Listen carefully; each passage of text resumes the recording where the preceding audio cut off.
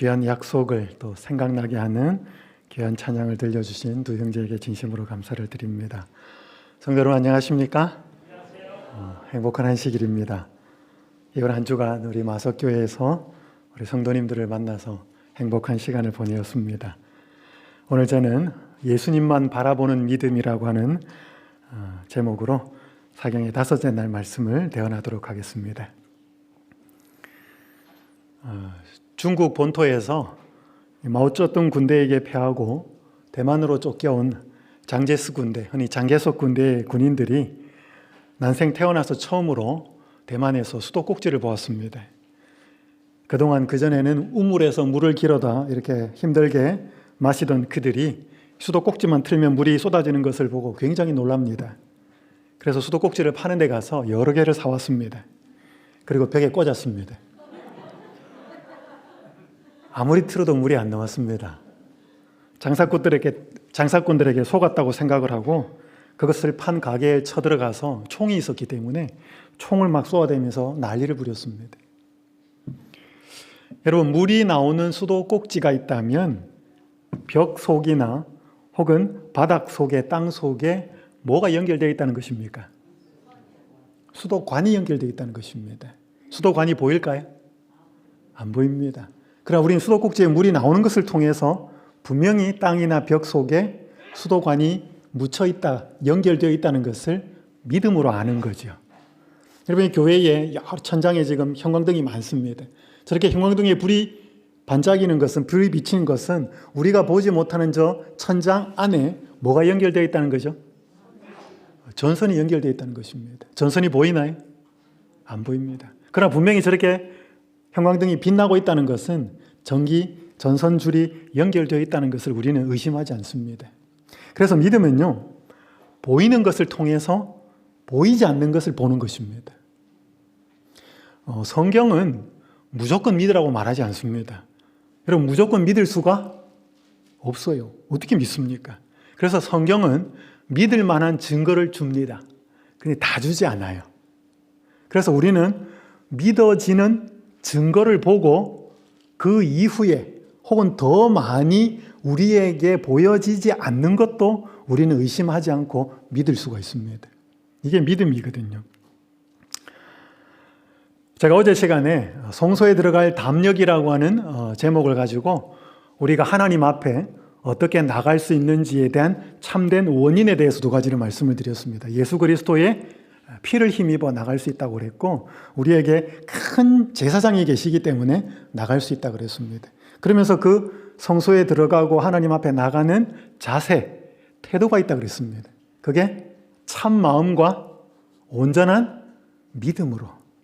그래서 이 히브리서에서 사도가 강조하는 것은 그 지쳐있고 뭔가 옛 생활로 돌아가려고 하고 낙심되고 있고 어떤 그러한 1세기 유대인 그리스도인들에게 다시금 예수 그리스도의 믿음의 가치를 감동적으로 소개하여서 그들이 흔들리지 않도록 믿음에 세워주고 싶은 것이 저자의 목적이었습니다.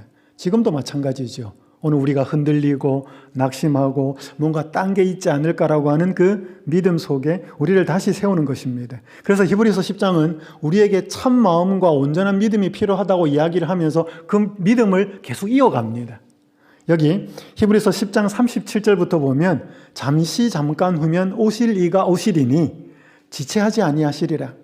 나의 의인은 믿음으로 말미암아 살리라. 그 유명한 하박국 2장에 있는 말씀을 인용합니다. 또한 뒤로 물러가면 내 마음이 그를 기뻐하지 아니하리라 하셨느니라. 우리는 뒤로 물러가 멸망할 자가 아니요 오직 영혼을 구원함에 이르는 믿음을 가진 자느라. 그러면서 히브리서 11장에 믿음장으로 들어갑니다. 믿음은 바라는 것들의 실상이요 보이지 않는 것들의 증거니 선진들이 이로써 증거를 얻었느니라. 히브리서 12장으로 갑니다. 이러므로 우리에게 구름같이 둘러싼 허다한 증인들이 있으니 모든 무거운 것과 얽매이기 쉬운 죄를 벗어버리고 인내로서 우리 앞에 당한 경주를 경주하며 믿음의 주요 또 온전케 하시는 이인 예수를 바라보자. 아멘. 이 사도가 히브리서 10장에서 믿음을 더 분명하게 이야기하면서 이 믿음이 우리에게 무엇이고 특징이 무엇이고 본질이 무엇인지를 말씀드리면서 믿음으로 살았던 구약의 인물들로 이 히브리 독자들을 끌고 들어갑니다. 그러면서 믿음에 관한 여러 인물들의 특징들을 이야기하면서 거기에만 머무르지 않고 여기에 노랗게 강조가 된 선진들, 증인들은 히브리서 11장에 나와 있는 믿음의 조상들을 가리킵니다. 믿음의 조상들을 가리키면서 끝을 내지 않고 이어서 믿음의 주요 또 온전케 하시는 이인 예수를 바라보자.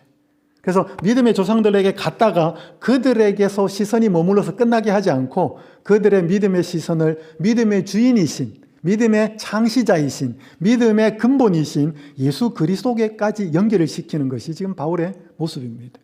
오늘 저는 이 본문을 가지고 히브리서 11장을 통해서 세 가지 믿음에 대해서 좀 살펴보도록 하겠습니다.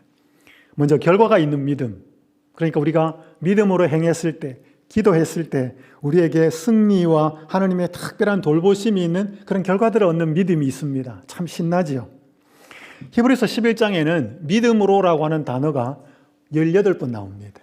이 18번 속에서 많은 인물들이 등장하는데 특별히 구약에 보았던 어떤 인물들이 그저 제사를 잘 드렸거나 행함으로 그들이 어떤 하나님과의 관계 속에서 간 것이 아니고 그들이 하나님께서 보여주신 약속을 믿는 믿음의 삶이었다는 것을 계속 보여주고요.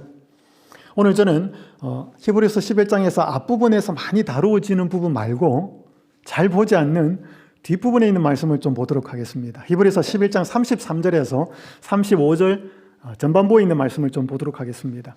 그들은, 믿음의 사람들은 이 말입니다. 믿음으로 나라들을 이기기도 하며 의를 행하기도 하며 약속을 받기도 하며 사자들의 입을 막기도 하며 불의 세력을 멸하기도 하며 칼날을 피하기도 하며 연약한 가운데서 강하게 되기도 하며 전쟁에 용감하게 되어 이방 사람들의 진을 물리치기도 하며 여자들은 자기의 죽은 자들을 부활로 받아들이기도 하며. 제가 어제 조사심판에 대해서 좀 말씀을 드렸습니다. 하나님께서 조사하고 계시는 것은 우리의 죄가 아니고 뭐다? 믿음이다. 왜냐하면 하나님은 천사들 앞에, 사탄 앞에 우리의 믿음을 보여야 할 필요가 있기 때문에 그렇습니다. 그래야만 자신이 이룬 보혈의 공로를 적용시킬 수 있기 때문에. 그래서 우리가 이 믿음이라고 하는 부분을 지금 좀 더 구체적으로 살펴볼 것입니다. 바울이 소개한 이 믿음의 조상들의 삶을 살펴보면 그들이 믿음으로 살았을 때, 어려운 이 상황에서 믿음으로 기도했을 때 좋은 결과들을 가져온 상황들이 있었습니다. 그걸 먼저 소개합니다. 믿음으로 나라들을 이기기도 한 사람들이 있었습니다. 어떤 사람들이었을까요? 주로 장군의 역할을 맡은 사람들, 군인의 역할을 맡은 사람들은 이걸 실질적으로 더 경험했겠죠. 여호수아라든지 다윗이라든지 여러 사람들이죠. 의를 행하기도 하였습니다. 특별히 성경에서 의인이라고 기록된 인물들이 있습니다. 아벨, 노아, 그 다음에 다니엘, 에스겔, 그런 인물들이 있습니다. 약속을 받기도 하였습니다. 아브라함은 어떤 약속을 받았을까요? 아들을 주겠다. 너를 통하여 복의 통로로 삼겠다. 하나님이 분명한 약속을 주셨죠. 여호수아에게는 어떤 약속을 주셨어요? 가나안 땅에 들어가서 너가 정복을 하고 가나안 땅을 유업으로 받을 것이다. 약속을 주셨죠. 다윗에게는 어떤 약속을 하셨습니까? 너가 왕이 되겠다.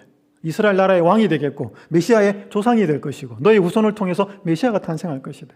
여러분, 예레미야를 통해서는요, 비참하게 지금 바벨론의 포로로 잡혀가지만 70년이 차면 다시 이 고국으로 돌아오게 할 것이다. 많은 사람들이 하나님의 약속을 받았습니다. 그러나 그 약속들은 전부 다 완전 100% 모든 것을 온전하게 하는 약속은 아니었습니다. 뒤에 좀 살펴보겠습니다. 사자들의 입을 막기도 하였습니다. 어떤 믿음의 조상들은 삼손, 그죠? 다윗, 잘 아시는 다니엘, 이런 사람들은 사자들의 입을 막는 경험을 하였습니다. 불의 세력을 멸하기도 하였습니다. 다니엘의 세 친구 하나냐, 미사엘, 아사랴, 사드락, 메삭, 아벳느고가 그 풀무불에 신상에 절하지 않고 분노한 느부갓네살의 그 풀무불에 들어갔을 때 하나님께서는 이 불의 세력을 막으셨습니다. 얼마나 신났겠습니까? 칼날을 피하기도 하였습니다. 이 사울이 뚜껑 열릴 때마다 옆에 있는 창이든지 칼이든지 다윗을 향하여 던질 때 하나님의 보호하심이 없었으면 다윗은 살 수 없었습니다. 연약한 가운데서 강하게 되기도 하였습니다. 여러분, 히스기야가 병들었을 때 학처럼 제비처럼 하나님께 자기를 살려달라고, 자기를 회복시켜달라고 얼마나 그 연약한 상황 속에서 간절히 기도하였습니까? 여호사밧이 모압과 암몬과 여러 이방 군대들이 연합하여 쳐들어올 때 오직 이 무리가 너무 커서 우리가 이 대적할 능력이 없고 어떻게 할 줄도 알지 못하고 오직 주만 바라봅니다 라고 했던 사람이 여호사밧이었습니다. 하나님께서 그를 도우셨죠. 연약한 가운데서 강하게 되는 경험을 하였습니다. 전쟁에 용감하게 되어 이방 사람들의 진을 물리치기도 하였습니다. 여호수아, 갈렙, 기드온, 다윗, 많은 군인들이 그런 경험을 했습니다. 여자들은 자기의 죽은 자들을 부활로 받아들이기도 하였습니다. 엘리야 때 사르밧 과부, 엘리사 시대의 수넴 여인, 예수님이 나인성 과부의 아들을 살리시기도 하였고, 마르다와 마리아의 오라비 나사로도 살리기도 하셨습니다. 많은 사람들이 고난과 시련 중에 기도하고 자신의 연약함을 내어놓고 믿음으로 하나님을 붙들었을 때 그들에게 놀라운 결과들이 일어났습니다. 축복들이 일어났죠. 뭐가 이렇게 했다고요? 믿음이 이렇게 했다고요. 이것은 경험하는 사람도 신나고 보는 우리도 신이 납니다. 하나님은 지금도 우리에게 이 믿음을 가진 자들에게 이런 능력을 베푸실까요? 그렇습니다. 제가 연수원에서 한 연수를 진행하고 난 다음에 안식일에 이제 간증을 하는 시간에 한 성도님이 간증하는 것을 듣게 되었습니다. 서울에서 오신 분이었는데 자기가 출석하는 교회가 교회를 건축하는 상황이었습니다. 그래서 열심히 교인들이 기도하고 헌금을 하였고 이제 교회를 건축하는데 그 바로 옆에 있는 떨어져 있지 않은 얼마 돼 있는 한 집에서 한 사람이 끊임없이 방해를 하였답니다. 이웃 사람이. 이 사람은 기저귀와 물티슈를 만드는 회사를 운영했는데 자기의 재산이 약 100억이 넘는다고 교회 와서 큰 소리도 치고 교인들이 있는 데서 내가 이 내 재산의 모든 것을 다 쏟아붓더라도 이곳에 교회가 지어지는 것을 막겠다. 그렇게 하는 사람이었다는 것입니다. 그래서 이 교인들이 너무 이 사람들 때문에 힘이 들었대요. 그래서 교인들이 모이면 정말로 합심하여 간절하게 하나님, 이 어려운 상황에서 이기고 우리가 교회를 잘 건축할 수 있도록 도와주십시오. 그렇게 열심히 기도했다는 것입니다. 밤낮으로. 교회에 모이면 기도하고 흩어지면 또 개인으로 기도하고.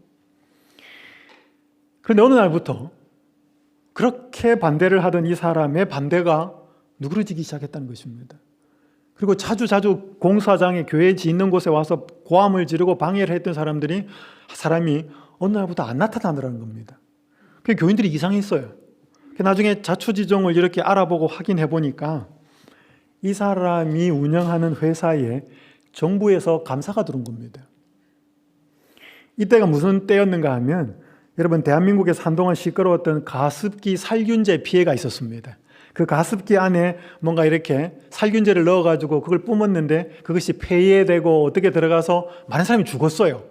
그러면서 소송도 걸고 소송도 걸리고 그렇게 시끄러운 그때였습니다.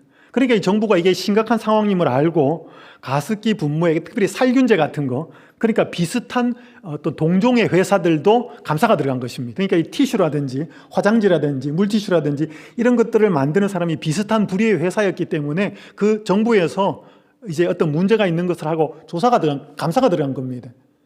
그런데 이 사람이 정직하게 회사를 경영하지 않고 있었던 거죠. 그러니까 감사가 들어오니까 다른 일까지도 막 다 드러나가지고 이 사람이 굉장히 공경에 처해 있었던 것입니다. 그러니까 이 사람이 뭐를 못한 거예요? 방해를 못하러 온 것입니다. 그래서 분명히 교인들이 이 상황이 지속되면서 교인들이 힘들어하면서 기도했거든요. 여러분, 하나님이 지금도 자신의 교회를 방해하는 사람들에게 하나님은 자기가 나타나서 능력을 베푸실 수 있을까요? 그죠? 여러분, 당장은 아니어도 하나님과 하나님의 교회를 힘들게 하고 방해하는 사람이 하나님 앞에 잘 될 수는 없습니다. 그러면서 그 성도님들은 그 안식일에 하나님께서 기이한 방법으로 성도들의 기도에 응답하셔서 교회가 잘 건축이 되었습니다라고 하는 그 간증을 하였습니다. 그래서 저희는 다 감동을 받았습니다.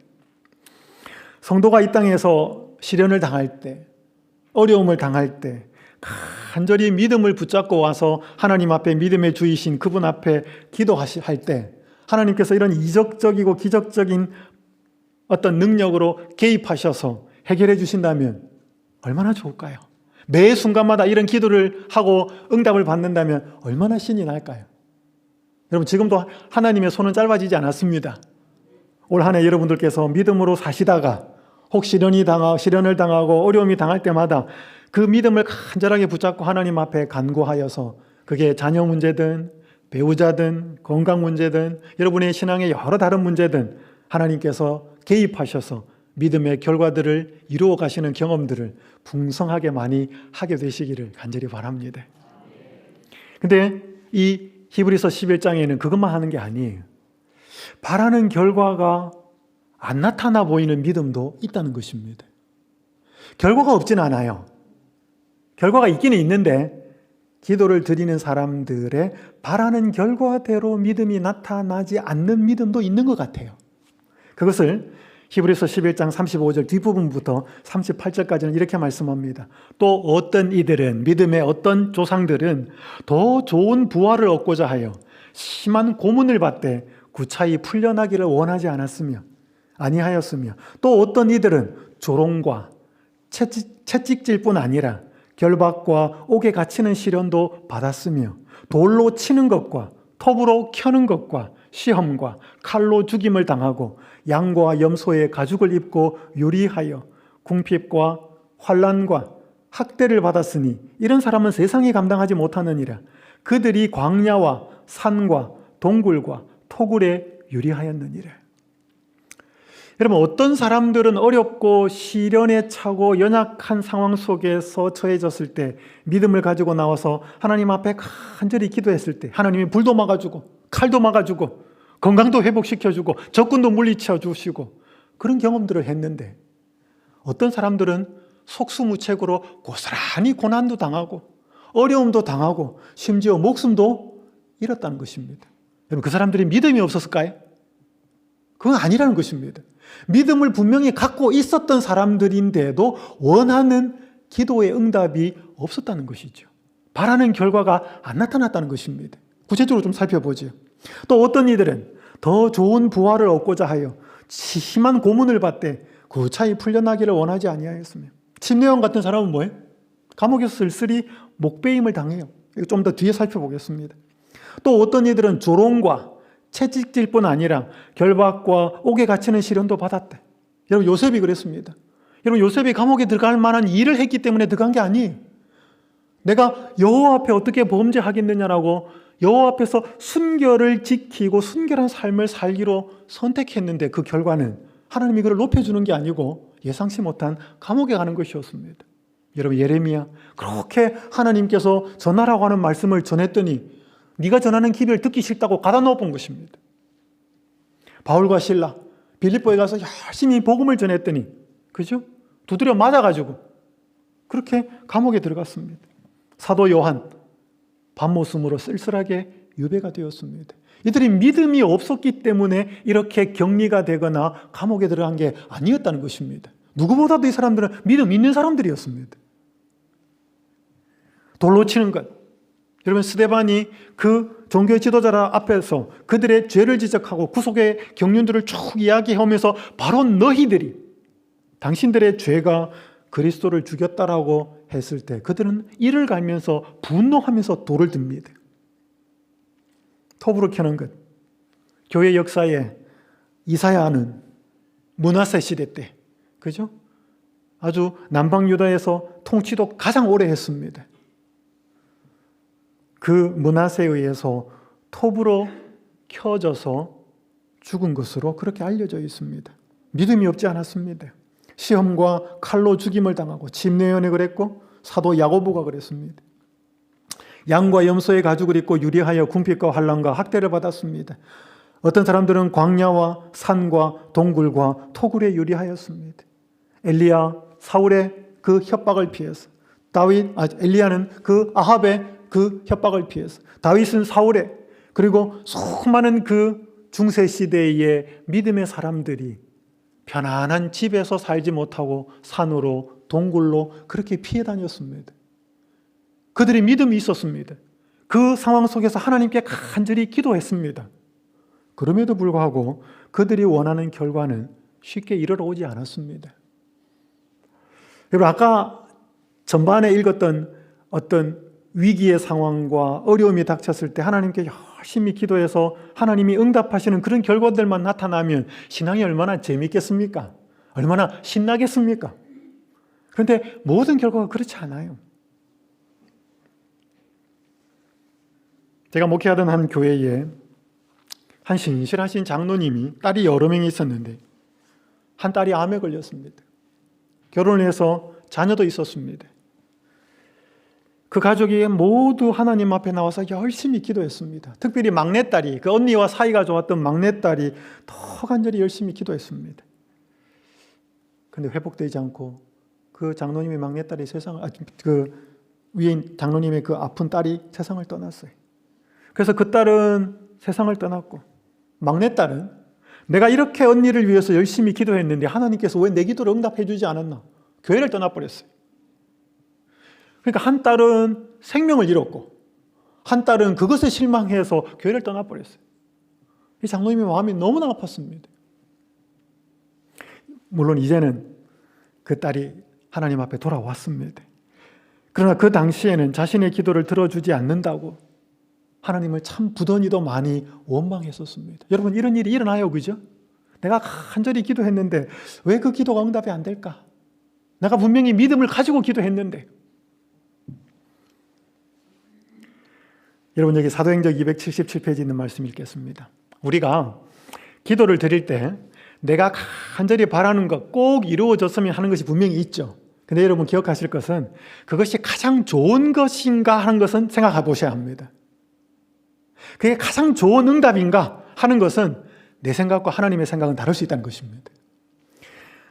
주께서는 당신의 백성에게 도움을 주시되 언제나 그들이 선택하는 대로가 아니라 그들에게 필요되는 것을 주시는데 이는 사람들이 근시한 적이어서 무엇이 그들에게 최고로 유익한지를 분별할 수 없는 까닭이다 그랬습니다. 자, 하나님은 우리의 기도를 어떻게 응답하시냐면요, 우리가 원하는 대로가 아니고 우리가 선택하고 요거 기도 응답해 주십시오라고 선택하는 대로가 아니고 그들에게 뭐 한 대로 주신다는 거예요. 필요대로 주신다는 것입니다.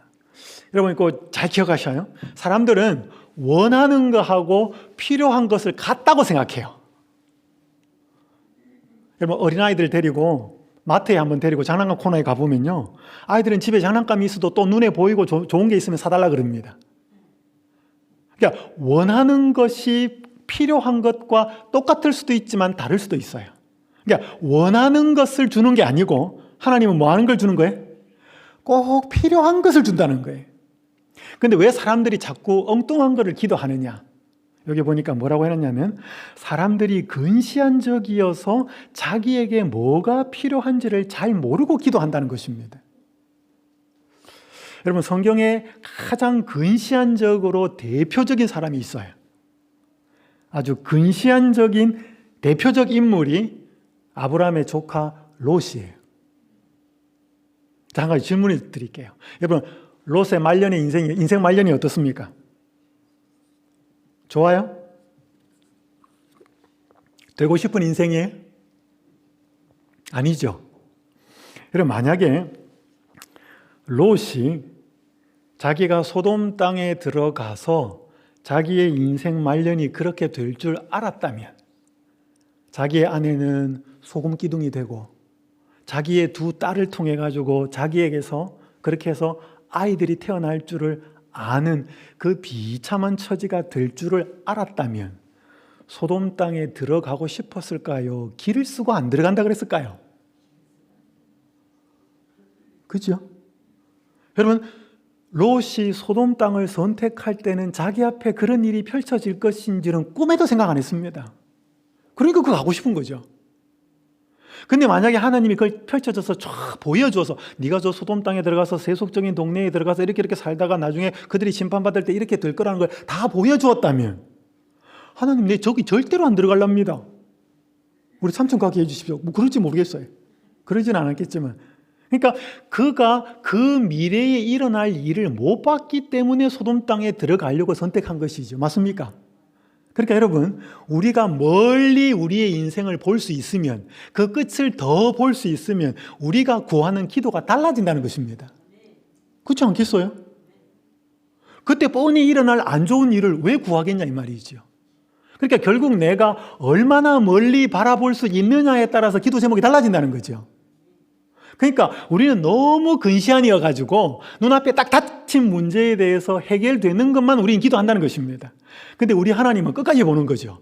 이 땅의 삶뿐만 아니라 그 사람의 영원한 생명까지도 보는 거죠. 그래서 그 사람을 인도했을 때 영원한 생명을 잃어버리지 않도록 인도하시는 게 하나님의 계획이기 때문에 그분이 우리에게 응답해 주시는 것은 우리가 원하는 것하고 많이 다르다는 것입니다.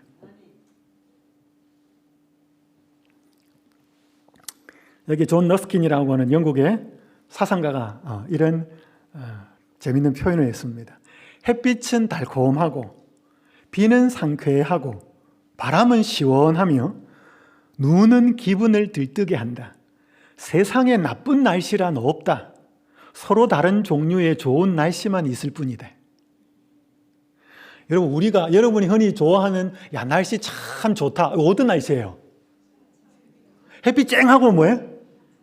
화창한 날씨, 그죠? 쉽게 말하면 놀러 가기 좋은 날씨예요. 그렇잖아요. 그게 우리는 날씨 좋다 그래. 그런데 여러분, 농부가 좀 땅을 경작하고 그렇게 해서 소중하게 씨를 뿌려 놓았습니다. 그 농부에게 그 다음날 제일 좋은 날씨는 뭔 날씨예요? 비 오는 날씨예요. 비가 흡족하게 와주면 그 씨를 뿌리고 파종한 농부에게는 비 오는 날씨가 제일 좋은 날씨. 자, 우리는 우리의 필요에 의해서 좋은 날씨를 결정합니다. 그렇잖아요. 놀러 가고 등산 가고 데이트하는 사람에게는 해가 쨍 맑은 날이 제일 좋은 날씨. 그러나 파종을 해놓고 비를 기다리는 사람에게는 비가 풍족하게 내려주는 게 제일 좋은 날씨입니다. 그러니까 여러분, 좋다 나쁘다는 객관적이 아니에요. 좋다 나쁘다는 지극히 주관적입니다. 내 상황에 맞으면 좋은 거예요. 내 상황하고 안 맞으면 안 좋은 거예요. 그러니까 우리는 오늘 나한테 필요한 부분이 채워지면 좋은 거라는 거죠. 당장 내 눈앞에 이익으로 다가오면 좋은 거죠. 근데 그게 좀 멀리 가는 일처럼 보이면 안 좋은 거라는 거죠. 여러분, 우리가 믿음으로 드리는 기도에 아무런 결과가 없지는 않아요. 그런데 많은 사람들이 내가 믿음을 가지고 드린 기도는 내가 바라고 원하는 대로 응답해 주기를 바라는 거예요. 그게 안 나타나면 우리 응답 안 받았다 그러는 거죠. 자, 그래서요, 하나님은 우리가 원하는 대로 응답해 주지는 않을지라도 우리에게 가장 필요한 것을 주시는데 그게 우리에겐 제일 좋은 것입니다. 그게 하나님이에요. 하나님 우리를 인도하는 방법이에요. 그래서 여러분, 제가 참 좋아하는 예내신 증언의 말씀이 있는데 치료봉사 474페이지 한번 읽어볼게요. 제가 설교 때 여러 번 소개합니다. 장차의 생애에서는 이 땅에서 우리를 괴롭게 하고 실망케 했던 신비들이 밝혀질 것이다. 빨간 거 같이 한번 읽어보겠습니다. 시작.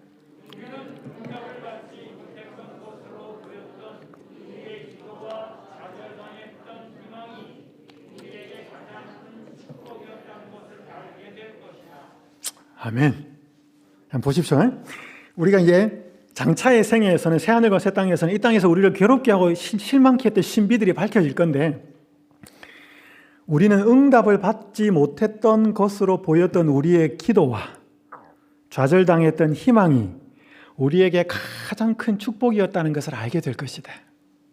우리 이 땅에서 기도하잖아요. 그럼 응답이 안 되면 그게 축복이에요? 아니에요? 우리 응답이 돼야 축복이잖아요. 근데 응답이 안 되고 우리의 희망이 탁 있었는데 뭐가 내가 되었으면 좋겠다라고 바라던 희망이 있었는데 그게 팍 꺾여가지고 좌절되고 절망되는 일이 생겼어요. 그럼 그게 축복이에요? 아니에요? 대답 좀 하셔도 괜찮습니다. 축복 아닌 것 같잖아요. 근데 그래서 시무룩하고 답답하고 힘들었는데 새하늘과 새 땅에 가서 우리를 인도하신 하나님의 섭리들을 쭉 우리는 이제 다시 보게 되거든요. 첫날에 제가 천사가 우리를 어떻게 도와서 하나님의 보호와 능력과 은혜를 베풀었는지 그 이야기를 듣는 게 얼마나 즐거운 일이겠는가. 그래서 다양한 방법으로 하나님께서 우리의 삶을 인도하셨다는 것을 보고 듣게 될 것입니다. 근데 내가 딱 그때 기도 응답 안 되고 희망이 팍 꺾여버렸던 그때가 나에게 가장 큰 축복이었다는 것을 깨닫게 될 것이다. 와, 여러분, 그러니까요, 오늘 우리가 이 땅에서 기도가 원하는 대로 드려져서 응답되는 것도 축복이에요. 원하는 대로 기도를 했는데 바라는 것들이 안 이루어질 그때도 뭐예요? 그때도 축복이에요. 그러니까 하나님 앞에서는 하나님께 드린 기도가 응답이 되든 안 되든 축복이라는 거예요. 여러분, 너무 신나지 않아요? 근데 이게 기도가 응답이 안 되고 이 희망이 절망으로 꺾이는 것은 이때는 당장이 축복이라는 걸 몰라요. 그래서 그때 한마디 외치셔야 돼요. 이게 이제 믿음이 필요해요. 이게 축복인지는 새하늘과 새 땅에 가서 확인한대. 지금 확인이 안 되니까. 근데 그것도 분명히 축복이라는 거예요. 여러분, 그래서 오늘 우리가 내가 어렵고 시련 속에서 하나님 앞에 간절히 나와서 믿음을 붙잡고 기도했는데 왜 응답이 안 되었을까라는 그것으로만 생각하지 말고, 응답이 다른 방법으로 응답되고 내가 원하는 대로 응답이 안 되는 것도 현재 그것이 나에게 큰 축복으로 응답되었다는 사실을 잊지 마셔야 됩니다. 자, 침례원 이야기 좀 더 하죠. 한 가지 질문을 드리겠습니다. 여러분, 침례원이 몇 살에 죽었냐면 30대 초반에 죽었습니다. 그렇죠? 여러분, 다니엘서 6장에 다니엘이 사자굴에 들어간 때가 80대 후반이에요. 그때 하나님은 또 사자들의 입을 딱 막아가지고 다니엘은 살려내요. 여러분, 저는 나이 드신 분은 돌아가셔도 되고 젊은 사람들은 죽으면 안 된다 이 뜻은 아닙니다.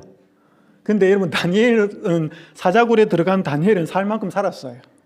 그렇잖아요. 왜냐하면 나라가 바뀌었거든요. 다리오라고 하는 나라로 메데페르시아의 메디아 왕으로 바뀌었거든요. 그러니까 70년이 거의 이제 다리오와 고레스는 외삼촌과 조카의 관계. 그래서 다리오가 왕으로 잠깐 있다가 페르시아의 고레스가 왕이 되면서 이제 1차 조서를 내립니다. 그러니까 70년이 거의 찼을 때예요. 10대 후반에 다니엘이 포로로 잡혀갔기 때문에 그때 사자굴에 들어갔던 나이는 80대 후반입니다. 그때도 살아나오면 괜찮겠지만 다니엘은 살 만큼 살았어요. 근데 하나님은 다니엘을 살려냅니다. 침례요한은 30대 초반에 목배임을 당해요. 한번 생각해 봐요. 침례요한이 살아서 초기 교회에 도움이 살아 있었으면 도움이 됐을 것 같아요? 안 됐을 것 같아요? 얼마나 됐겠습니까? 근데 하나님은 잠재웁니다. 이유가 뭐 있을까요? 여기 시대 소망 이런 말씀이 있습니다. 후년에 감옥에서 죽음을 당할 수다한 사람들을 위하여 요한은 순교의 잔을 마셔야 하였대. 하늘로 옮겨간 에녹이나 불병거를 타고 승천한 엘리야일지라도 결코 옥중에서 외롭게 죽은 침례요한보다 더 위대하거나 영예를 더 많이 받지는 않았대. 여러분, 성경에서 그의 인생 말년이 최고 멋지고 아름다웠던 사람 두 사람 꼽으라면 누구예요? 침례요한입니까? 침례요한이라고 생각하시는 믿음이 대단한 분이에요. 여러분이 이해하실 때 인생 말년이 최고로 아름다웠던 사람 두 사람 꼽으라 그러면 한 사람은 에녹이고 한 사람은 엘리야예요. 죽지 않고 하늘로 딱 경계선에서 하늘로 넘어간 사람이 에녹이고 또 한 사람은 하늘에 불말과 불병거가 이끄는 그런 데서 승천해요. 얼마나 영광스러워요. 근데 그 사람들의 마지막과 침례요한의 마지막이 똑같았을까요? 달랐을까요? 우리 눈엔 달랐죠. 근데 여기 보니까 뭐라 그래?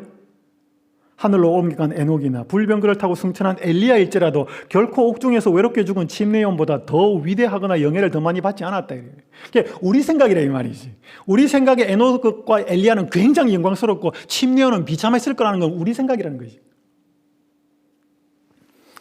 여러분, 하나님께서 침례요한이 살아와서 초기 교회를 위해서 할 일이 많았던 건 분명하지만 하나님은 침례요한은 다른 목적으로 그를 사용하셨습니다.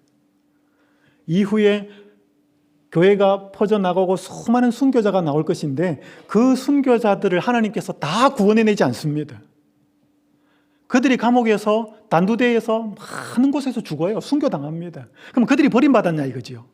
그들이 버림받지 않았다는 것을 침례요한의 죽음을 통하여서 그들은 확인하고 갈 것이었다 이 말이죠. 그러니까 침례요한은 그들이 가야 될 길을 먼저 갔다 이 말입니다. 그게 하나님이 침례요한을 가지고 계신 목적이었어요.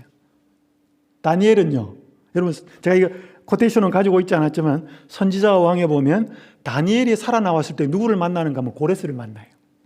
그래서 고레스가 살아나온 다니엘을 만납니다. 왜냐하면 외삼촌과 조카의 관계가 다리오와 고레스이기 때문에. 그래서 고레스가 다니엘이 살아나온 것이 깊은 영향을 주고 감동을 받았다는 말이 선지자 왕에 있어요.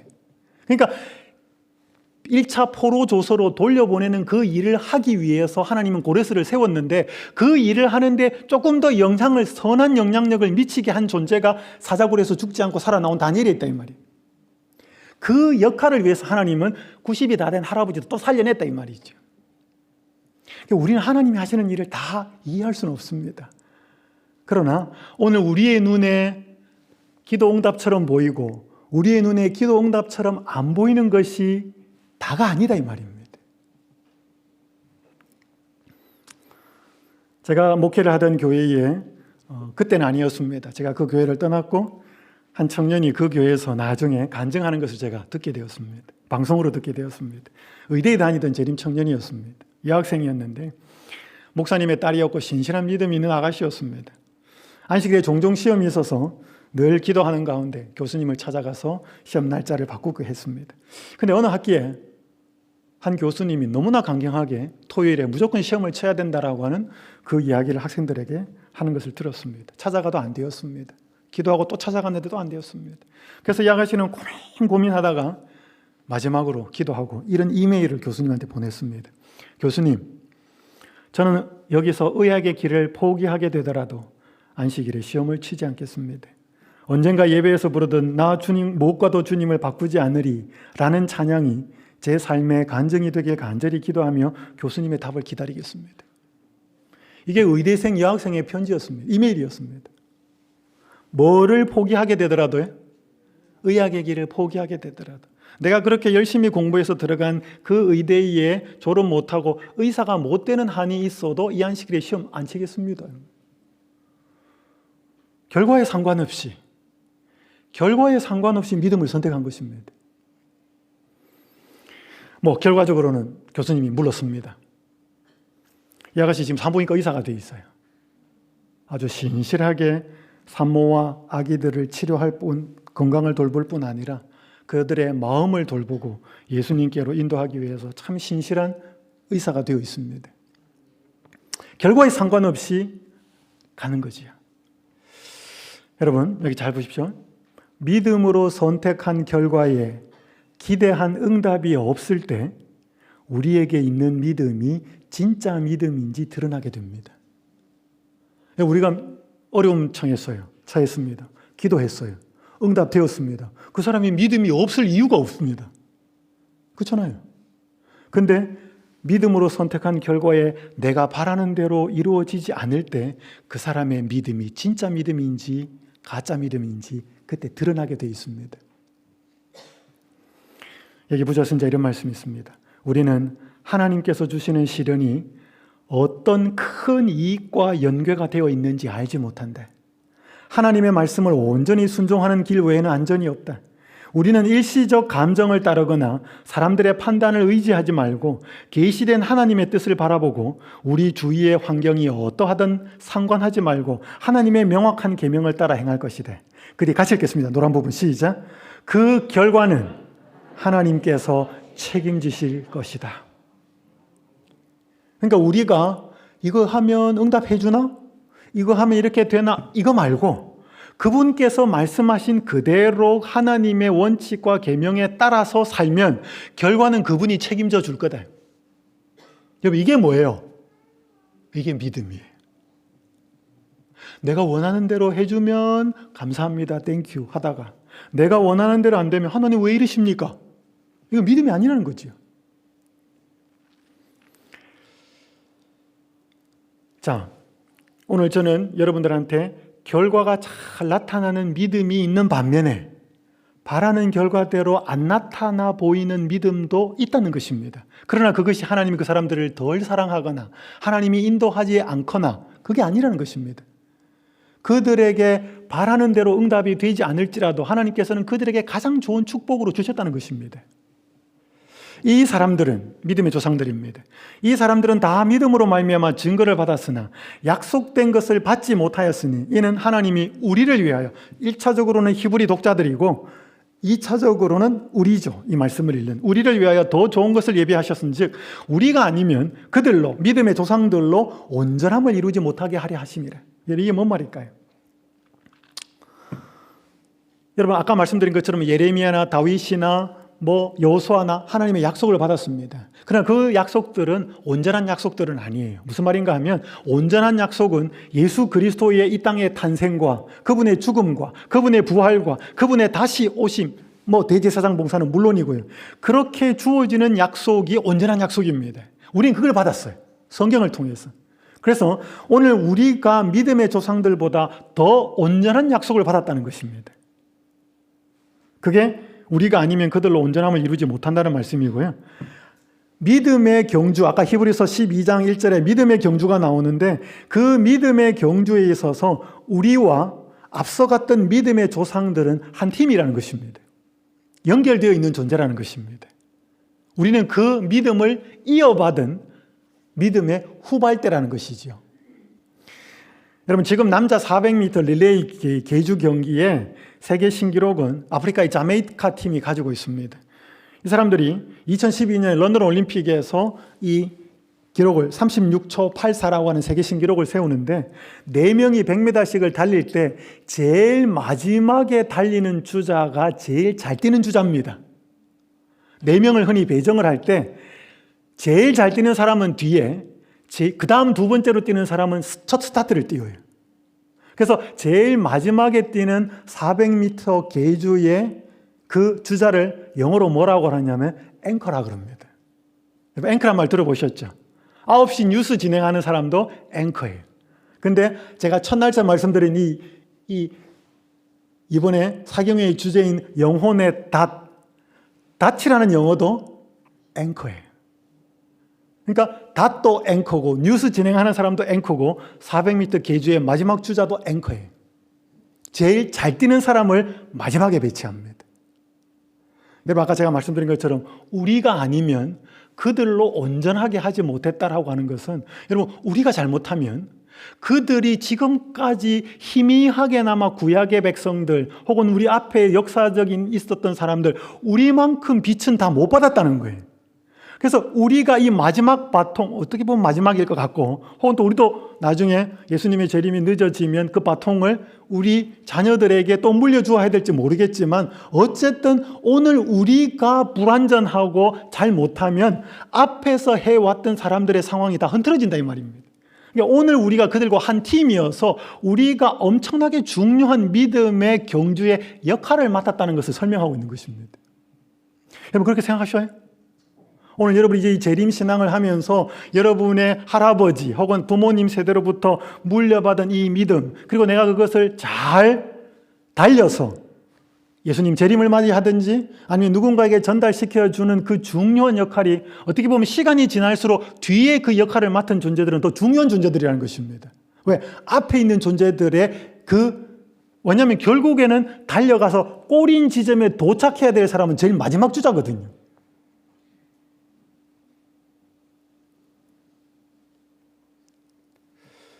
자, 여러분, 그래서 오늘 우리가 믿음을 가질 때 어떤 믿음은 즉각 결과가 잘 나타나고 어떤 믿음은 내가 원하는 믿음이 좀 안 나타나서 힘이 빠지기도 한데 우리가 어떤 믿음을 가질 때 우리가 믿음이 응답이 되지 않는 결과로 나타날 때도 흔들리지 않을까?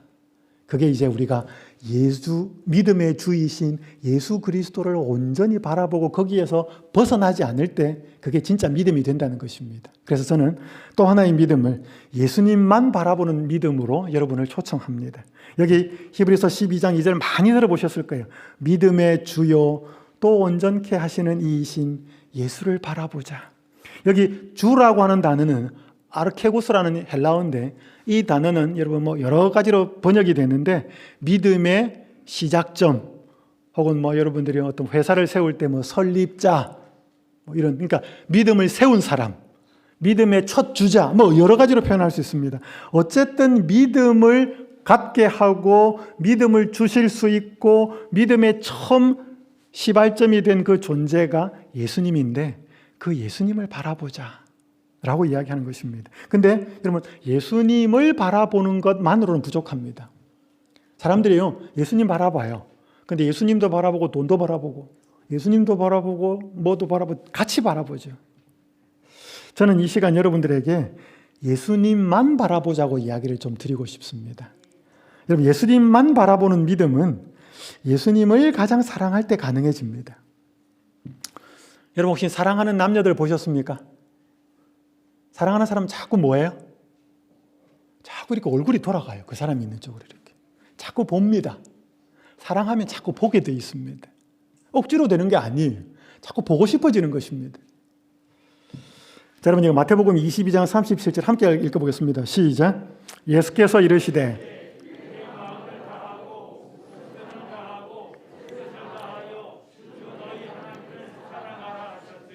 아멘. 자, 여러분, 이 말씀이 부담이 되셔요? 당연하지 생각이 드셔요? 예수님이 우리한테 마음을 다하고 목숨을 다하고 뜻을 다하여 주 너희 하나님을 사랑하라 이 말씀을 하셨는데 이게 좀 부담스러워요? 너무 행복해요? 마스크를 끼고 계셔서 계속 대답을 안 하시죠. 여러분, 저는 이 말씀이 부담스러웠어요. 여러분, 이게 100% 사랑하라는 말이잖아요. 잠깐 질문을 드릴게요. 여러분이 정직하시다면 여러분이 사랑하는 사람 한 사람 떠올려 보세요. 배우자도 좋고 자식도 좋고 친구도 좋고.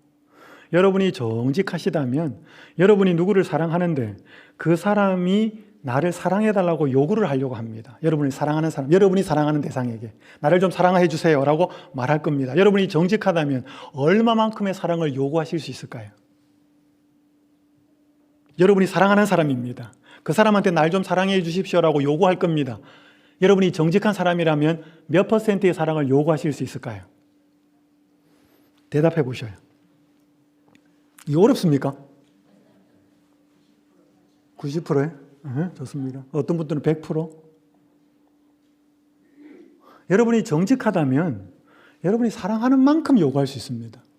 그렇지 않아요? 내가 그 사람을 이만큼 사랑하는데 나도 이만큼 좀 사랑해 주세요라고 말할 수 있잖아요. 그럼 나는 이만큼 사랑하는데 이만큼 사랑해달라고 그럼 도둑놈이잖아요. 정직한 사람이라면 내가 사랑하는 그 사람이 나를 사랑하는 것을 내가 사랑하는 만큼 사랑해달라고 요구할 수 있습니다. 그죠? 자, 그러면 여러분 여기에서 예수님은 우리 보고 하나님을 몇 프로 사랑하라 그래요? 100%죠? 그럼 이 말이 무슨 말일까요? 에? 누가? 그죠? 저는 이게 그 말인 줄 알고 나서는 그다음부터 부담이 사라졌어요. 이 말은 예수님이 나를 향하여 마음을 다하고 목숨을 다하고 뜻을 다하여 나를 사랑한다는 말이구나. 여러분, 그러니까 그분은 이걸 요구하는 거예요. 맞아요? 그렇게 하지 않고 요구하는 것은 이상한 거죠. 그래서 여러분 잘 기억하셔요. 누구를 사랑하는 사람이 있다면 그 사람은 상대방으로부터 동일한 사랑을 기대합니다. 자, 여러분 한번 떠올려 보세요. 여러분 지금 배우자나 애인이든지 그 사람이 여러분을 너무 사랑해서 99일은 정말로 잘합니다. 집에 와서 청소도 하고 여러분에게 원하는 것들을 다 해주고 딱 100일 중에 하루는 첫사랑의 그 영희집, 순희집에서 하룻밤 자고 오면 괜찮겠습니까? 99일은 여러분에게 너무 잘하고 하루만 딱 그 여자 집에서 자고 오면 괜찮겠습니까? 왜 안 돼요? 99일을 그렇게 여러분들한테 잘하는데 왜 그 하루가 안 된다는 거예요? 제가 이렇게 말하니까 완전히 이상한 사람이잖아요. 여러분, 그게 안 되는 게 정상이에요. 그게 되면 더 이상한 거예요, 그거는. 그래서 여러분, 사랑은요, 내가 정말로 사랑하는 사람이라면 전부를 기대해요. 그게 사랑이에요. 또 다른 말로 표현하면 누구를 사랑하는 사람이 있으면 그 사람은 상대방에게 언제나 1순위가 되기를 원해요. 2순위, 3순위가 되는 것은 사랑에 의미 없어요. 여러분, 올림픽에서 2등하고 3등 하는 건 굉장히 의미가 있습니다. 세계 2등, 세계 3등이니까. 근데 사랑하는 대상에 있어서 2등은 그건 아무 의미 없어요. 여러분, 예수님한테도 마찬가지예요. 여러분, 예수님은 우리를 그렇게 사랑하기 때문에 여러분, 누군가가 예수님을 2등으로 사랑해 주는 것을 예수님은 기뻐할까요? 예수님은 슬퍼합니다. 그래서요, 예수님은 우리를 온 마음을 다해 사랑하시기 때문에 그 온 마음의 사랑이 오지 않으면 예수님은 허전한 거예요. 그래서 예수님의 사랑은 많은 경우에 짝사랑이에요. 짝사랑 해보셨잖아요. 나는 계속 주는데 오지 않는 사랑은 굉장히 고통스럽습니다. 여러분, 예수님이 마음을 다하고 목숨을 다하고 뜻을 다하여 주 너의 하나님을 사랑하라는 것은 무리한 요구가 아니에요. 이건 사랑하는 사람은 당연한 거예요. 네 마음은 나한테 한 90%좀 주고 10%는 다른 대상에게 주라. 그걸 허용할 수 있는 사람은 이 세상에 아무도 없습니다. 근데 우리는 그렇게 사랑하고 살아요, 지금. 예수님 몇십 프로, 자식 몇 프로, 일 몇 프로, 내 오락 몇 프로, 내 취미 몇 프로, 그렇게 100%를 다 나눠 붙인 다음에 예수님 한 몇 프로 이렇게 사랑하면 되지요. 교회 나오고 헌금하고. 그러면 그건 사랑이 아니라는 것입니다. 예수님을 온 마음으로 다 사랑할 때 여러분, 그때 자식을 제대로 사랑할 수 있고, 그때 일을 제대로 사랑할 수 있고, 그때 제대로 봉사도 할 수 있습니다. 제가 이제 한 이야기 드리고 마무리하겠습니다. 제가 한 간증을 듣게 됐습니다. 유방암 진단을 받은 한 여성이었습니다. 장로교에 약 10년 정도를 출석을 했습니다. 근데 이름만 신자였습니다. 형식적인 신앙을 하는데 늘 남편의 사랑이 목이 말랐어요. 근데 남편은 그 사랑을 채워주지 않는 것입니다. 그래서 남편이 미웠어요. 남편은 술이 우선이었고 친구가 우선이었고 자기와 자식은 늘 뒷순이었습니다. 그래서 살면서 자주 이혼이라는 단어를 떠올리며 살았습니다. 그러다가 몸이 아팠어요. 병원에 가서 진단을 했는데 암이었습니다.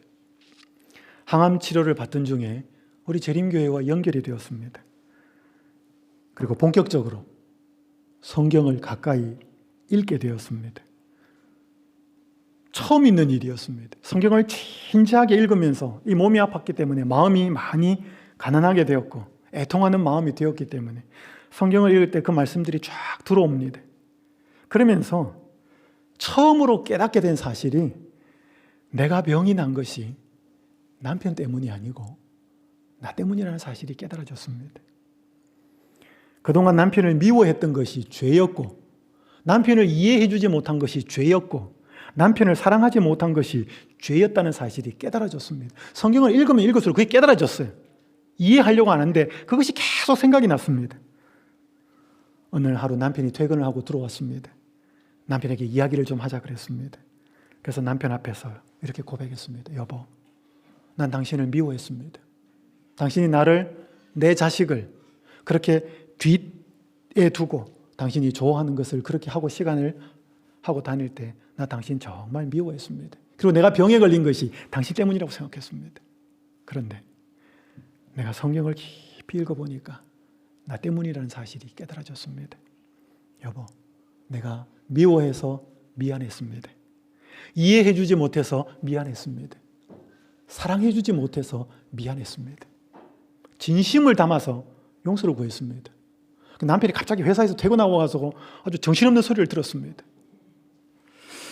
여러분, 사람은요, 네가 잘못했다라고 화살이 돌아오면 자기도 모르게 방어를 하고 변명을 하지만 상대방이 자기를 잘못했다고 그러면 그 말을 들은 상대방은 또 자기를 돌아보게 돼 있습니다. 자기를 돌아보니 잘한 게 하나도 없어요. 아니야, 여보, 내가 시간을 못 내었고 아이들하고 못 놀아주었고 당신을, 그래서 막 그날 부부가 그렇게 울며 불며 서로 잘못을 고백하면서 그 관계가 회복이 돼요. 근데 아내는 여기서 끝나지 않아요. 계속 성경을 보는데 베드로전서 3장 1절에 가니까 아내들아, 너희 남편들에게 순복하라. 이는 도를 믿지 않는 사람들도 너희들의 아내들의 말로 아니고 행함으로 그들을 구원할지 모른다. 그러니까 당신들의 말이 아니라 행동으로 믿지 않는 남편을 구원하게 될 것인지도 모른다. 그래서 아내들아, 남편들에게 순복하라. 그 말씀이 가슴에 더 와닿았어요. 근데 이 말씀대로 실천해 봐야 되겠다. 그래서 그 남편을 순종하고 남편을 존중하고 그렇게 대하기로 결심을 합니다. 그렇게 하고 나서 시간이 얼마 흐르지 않았는데 그녀에게 굉장히 놀라운 일이 일어났다고 자기가 고백을 했습니다. 그게 뭐냐면 그렇게 남편을 보기 시작했더니 남편이 너무너무 사랑스러워 보이더라는 것입니다. 그 이전까지는 한 번도 그런 적으로 보인 적이 없다는 것입니다. 너무 남편이 사랑스러워 보이더라는 것입니다. 근데 이 여인은 그게 자기의 눈이 아니고 자기의 마음이 아니고 자기 속에 계신 예수 그리스도의 눈이고 예수 그리스도의 마음이라는 사실이 깨달아졌어요. 아, 저렇게 자기만 알고 저렇게 살아가던 사람을 예수님께서는 죄인으로 이렇게 해서 한 게 아니고 저렇게 따뜻하고 긍휼의 눈으로 사랑의 눈으로 우리 죄인들을 이렇게 보고 계시겠구나. 내가 이 예수님 떠나서 남편 원망하고 예수님과 멀리 떨어져 살면서 그런 불쌍하게 살던 나도 하나님께서 이놈하고 그렇게 본 게 아니고 정말 애틋하고 말할 수 없는 그 긍휼의 눈으로 나를 보고 계셨겠구나라는 생각이 들었어요. 그러면서 그녀가 제일 마지막에 고백했던 표현이 이 표현이었습니다. 하나님의 말씀에 순종하는 게 이렇게 행복하구나. 하나님의 말씀에 순종하는 게 이렇게 행복하구나. 여러분, 이게 그녀의 마지막 고백이었습니다. 그러니까 하나님과의 관계가 회복이 되니까 누구와의 관계가 회복이 되는 거예요? 사랑과의 관계가 회복이 되는 거예요. 하나님을 사랑하는 만큼 사람에 대한 헌신과 사랑이 생겨났다는 것입니다. 하나님을 사랑하지 않을 때에는 사람도 사랑할 수 없게 됐던 것이죠. 여러분, 그래서 오늘 하나님이 우리한테 굉장히 많은 선물을 주셨거든요. 이 이야기 조금 하고 마무리하겠습니다. 우리가 현세의 사물에 대하여 이야기를 하는 것은 거기에 흥미가 있기 때문이다. 우리가 우리 친구들에 대하여 말하는 것은 우리가 그들을 사랑함이니 우리의 기쁨이나 슬픔을 그와 더불어 함께합니다.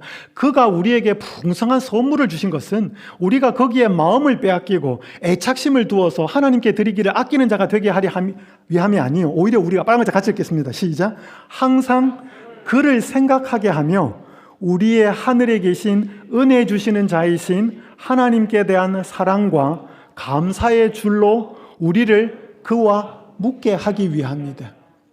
건강도 주시고 자녀도 주시고 재물도 주시고 관계도 주시고 친구도 주시고 오늘 우리 주변에 많은 그분의 선물을 주신 것은 그 선물이 하나님 자리에 앉도록 하기 위함이 아니고 그 선물들을 통해서 선물들을 주신 하나님을 더 알고 그분께 더 감사하고 그분과 연결되도록 하기 위해서 주신 선물이라는 거예요.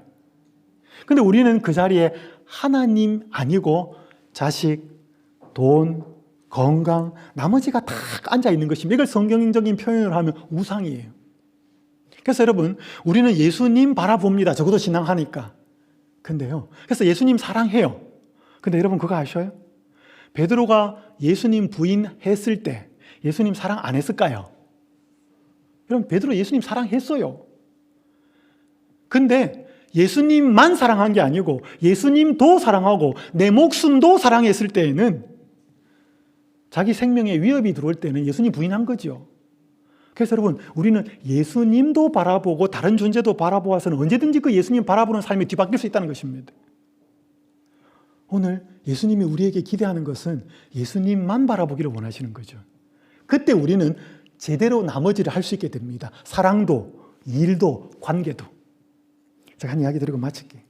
죄송합니다. 제가 목회를 할 때 동부에서 있었던 일입니다. 이 집사님이 딸이 둘이었는데 한 딸이 서부에 살고 있었습니다. 한 1년에 한 번 정도를 만나는데 이 사위가 필리핀계 미국인 의사였습니다. 딸도 의사였고. 그래서 한 1년에 한 번 정도 만나고 어떻게 그 해에는 집으로, 동부에 있는 집으로 또 같이 딸 가족들과 오게 됐습니다. 손녀가 한 명, 손자가 한 명이었는데 이 손녀가 할머니 집에 와서 너무 신기한 게 많은 거예요. 한국 물건들. 자기 집에서는 없는 거. 그래서 이 손녀가 유치원생이었는데 할머니 집을 막 돌아다니면서 이것도 만져보고 저것도 만져보고 들었다 놨다고 하면서 신기해하니까 그 모습이 너무 귀여웠던 이 할머니 집사님이 이 손녀한테 그렇게 말을 했습니다. 예, 너 오늘 이렇게 집에서 보다가 네가 마음에 들고 갖고 싶은 거 있으면 말해. 그럼 너 집에 갈 때 이거 다 줄게. 말만 해. 손녀가 너무 귀여워서.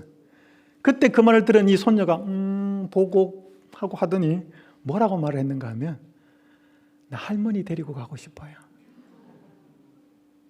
그러니까 이 할머니가 원하는 거 다 줄게 말을 했는데 이 손녀의 입에서 나온 말은 나 집에 갈 때 할머니 데리고 가고 싶어요. 그 이야기를 제 집사람한테 했어요. 이 집사님이. 그때 이 집사님 표현대로 하면 제가 그 손녀의 말을 들을 때 까무러치는 줄 알았다 그랬어요. 너무 예상하지 못한 너무 기쁜 말을 들었어요. 우리 사랑하는 성도 여러분, 오늘 하나님 우리에게 많은 선물 주셨습니다. 그래서 그분 바라보도록 하는데 우리는 자꾸 하나님보다 선물에 우리의 마음을 빼앗기고 있는 거예요. 그 선물을 주신 하나님에게 우리의 마음이 가야 되는데, 그래서 여러분 오늘 우리가 결과가 있는 믿음이 있을 수도 있고 결과가 없는 믿음일 수도 분명히 있겠지만 결과가 없을 때라도 그것이 결과가 없는 것이 아니라는 것을 기억하시고 그때에도 하나님은 우리에게 굉장히 중요한 축복으로 응답하셨다는 것, 하실 것이라고 하는 것을 주셨다는 것을 기억하시고 오늘 우리가 결과에 상관없을 때라도 바라는 것이 이루어지지 않을 때라도 끝까지 믿음을 부여잡고 갈 수 있는 유일한 비결은 예수님만 바라보는 믿음을 소유하고 있을 때, 예수님을 가장 내 마음에 100% 사랑할 때 우리에게 그것이 가능하다는 것입니다. 그 비결은 우리를 그렇게 사랑하신 예수님을 자꾸 생각하고 기억하고 떠올리는 것입니다. 이 시작된 안식일에 다시 한번 여러분의 마음을 이 예수님께 드리면서 이 마음속에 그분이 주신 축복과 은혜들을 곰곰이 떠올리면서 이 심령이 회복되어서 예수님 사랑하게 되는 안식일 되시기를 간절히 바라면서 말씀을 마치겠습니다.